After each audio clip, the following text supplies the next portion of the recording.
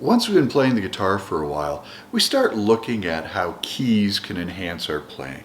And one of the first keys we work in is the key of G.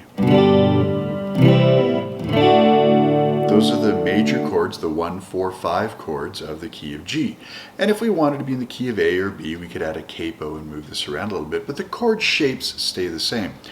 But after a while, those chord shapes become mundane. We have to do a little something to make them more interesting. And we tend to do this anyway, just as we're trying to speed up our transitions between chords. We might have a G chord, but rather than using a true C chord, we'll use a C add9.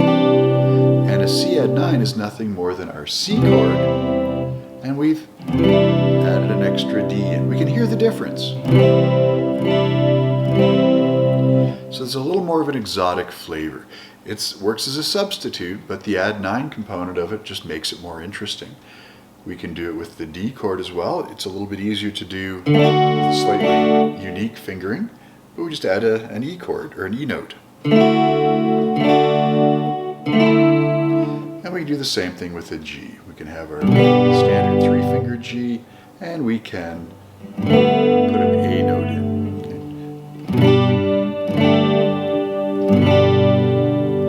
And this gives us a slightly more interesting sound. You might not want to use it for every major chord that you're going to use, but sometimes you'll be playing along and you just want to play something a little different. And the add9 versions are a great way of doing this.